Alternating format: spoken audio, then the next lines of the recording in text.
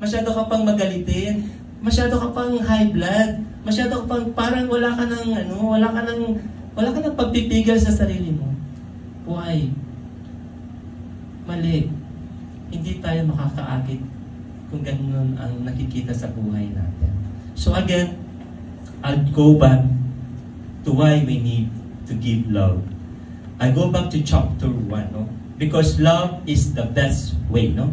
Chapter 1, verse 13, chapter 1. Bakit ba kailangan natin magmahal? Uli, babalikan ko ang aking hands out.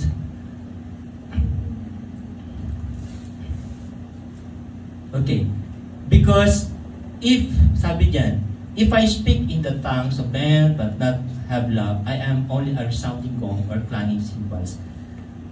Kung wala naman talaga yung pagmamahal sa buhay natin, para lang tayong nanunugtog dito at nagbabanda. Yan, cymbals siya, di ba? Clanging na wala, tunog lang siya, kalagting lang ng kalagting. Walang kwenta. I mean, it's nothing. So, kailangan po natin. So, again, ang buhay natin, kung wala po ang pag-ibig, masalanuot po. Sa totoo lang po, ako, ramdam ko po yun sa buhay ko. Pag ako ay hindi align yung aking puso sa Panginoon at ako'y nakakagawa ng hindi maganda sa kapwa ko, my soul is grieving, my spirit is grieving. Parang sising-sisi ako niyan. Sising-sisi po ako niyan. So, again, I believe, let us love one another. For love is of God. For everyone that love is born of God and know God. Alam po natin to. Sabi nga, pag hindi daw tayo nagmahal, hindi natin kilala ang Diyos. So, totoo po yun. Again, marami po tayong mga experience sa buhay natin. Hindi ko po alam, marami po itong disappoint po tayo sa mga tao na nakakasalamuhan natin, naka-experience pa po tayo ng mga bad sa ating kapwa. But God said, mahalin po natin sila. Mahalin po natin sila. Mahalin po natin sila. Huwag po tayong mag-revenge, no? Na bigyan po natin sila ng kapalit na evil, no? Remember that we are all sinners. Because of God's love for us, our God the Father sent His only begotten Son, Jesus Christ, to redeem us from all our sins and give us eternal life in heaven. Kung tayo po nga ay pinatawad ng ating Panginoon, imperfect tayo, sobra tayong makasalanan, ngunit ang pagmamahal ng Panginoon ay sobra. We were forgiven, we were redeemed. Tayo pa kaya na hindi tayo magbigay ng forgiveness sa kapwa natin? Is it amen? So, kung meron man kayong mga galit, let it go. Patawarin nyo na po sila. Love is selfless. True love prioritizes the needs of others above our own. So tell your seatmates, I love you. Pwede ba natin sabihin, I love you? I love you. Thank you. Not just by words, hindi lang salita, but by heart. So again, napakaganda na tayo ay nag-uusap-usap patungkol sa ating simbahan. Kasi itong simbahan na ito, ayaw ko na mangyari ito magaya sa Corinth Church, no? So let us examine ourselves to see if we embody the characteristics of love that we should possess. Love is patient, I repeat. Love is patient and kind. Love is enduring. Hindi love mo ngayon, bukas hindi na, no? It should be enduring. Pwede po ba yun? Lifetime, forever. Sabi, wala nang forever. No.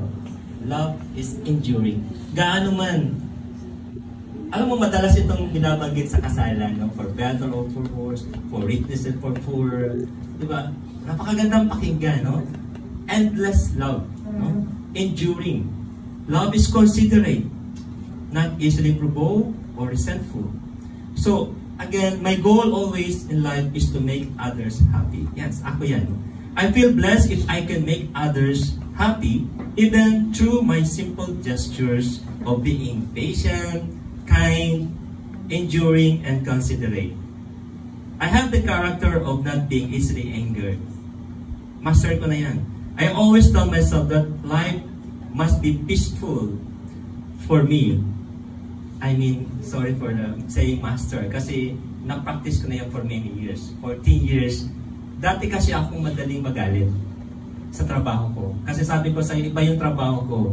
Na-relate yan ni Cap. Nandito si Cap, no? I mean, iba talaga yung working environment pag, syempre. So I always tell myself that life must be peaceful for me above all things. It's God who instructs us to remain lovable and understanding in our weakness. Si Lord mismo nagsabi niya na dapat tayo intindihin natin yung mga weaknesses ng kapwa natin. Should understand.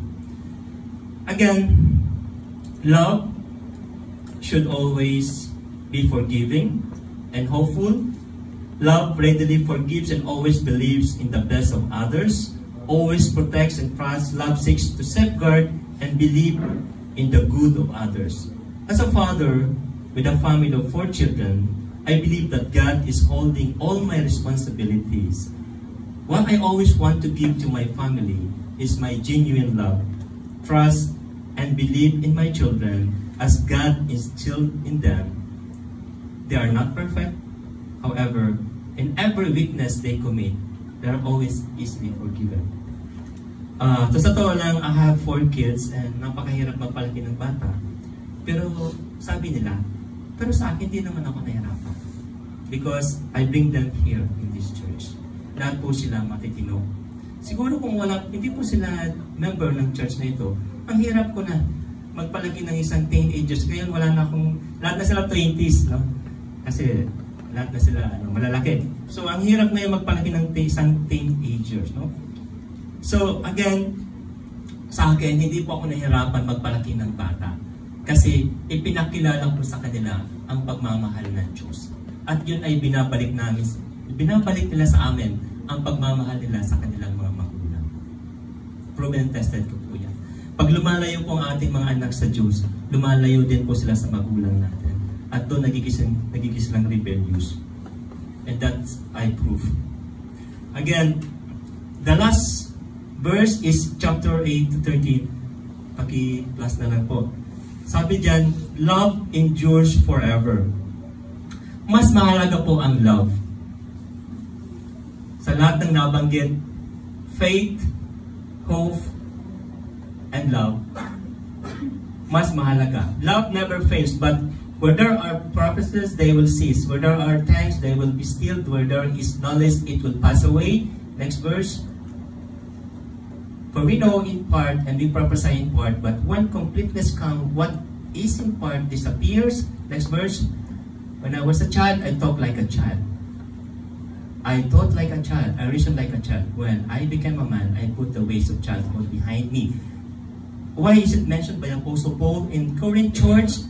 Iniwan nila ng mga umiinom pa ng milk, itong mga nandoon, hanggang sa pagbalik niya, milk pa rin ang iniinom nila. Hindi pa rin sila nagiging mature. So hindi, yung Christian walk nila, parang lagi ng bata. Kung palakaway sila noon, palakaway pa rin sila ngayon. So we should remember that our childhood is already gone, no? Dapat lumalago na tayo bilang mga Kristiyano. Amen po ba? Dito sa ating church. No? Next verse. 12, for now we see only a reflection as in a mirror, then we shall see face to face. Now I know in part, that I shall know fully, even as I am fully known. And now these 3 remains, faith, hope, and love. But the greatest of these is love. The greatest of these is love. Love endures forever. While other things may fade, love remains constant and eternal. Love is the perfect gift. It surpasses knowledge and prophecy because it is the ultimate expression of God's character. The greatest of these is love. Faith and hope are important, but love is the most significant virtue. Faith is important. Without faith, we're not here, of course.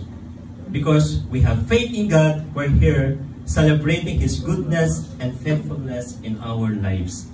And because God, Jesus, will return again, we have hope that our future will be in Him in heaven.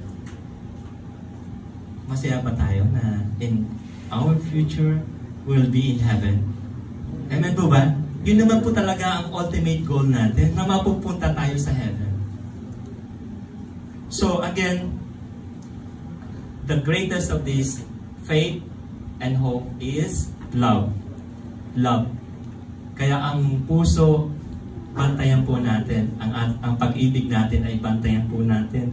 Mahirap po sa isang mananampalataya ang broken-hearted. Huwag naman po natin na ma-experience yun. No? So let's prepare, to learn from Apostle Paul the real meaning of love. Again, let us examine our lives and relationship to see where we can better demonstrate love in our actions.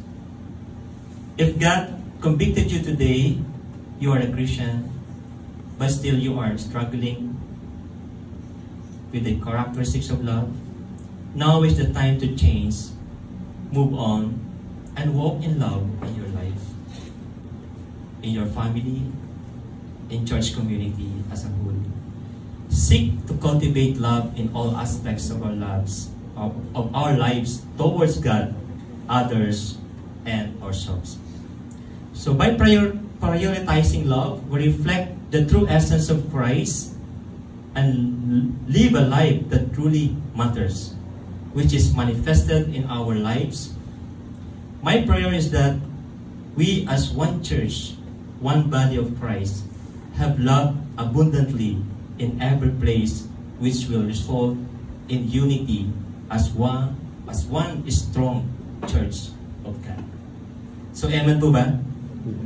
Ito pong pag-ibig na igagawan natin sa bawat isa na nandito ngayon, it will create a strong unity in this church. And this unity will erase all the problems that we have. Our pride will be replaced with humbleness. Mawawala po yung ating mga pagiging isang mapagmataas. So, is it beautiful to see the picture of this GCF Santo Domingo Church, a growing church of God, that all the church goers are truly exercising the characteristic of love. So again, let's all stand and let's pray.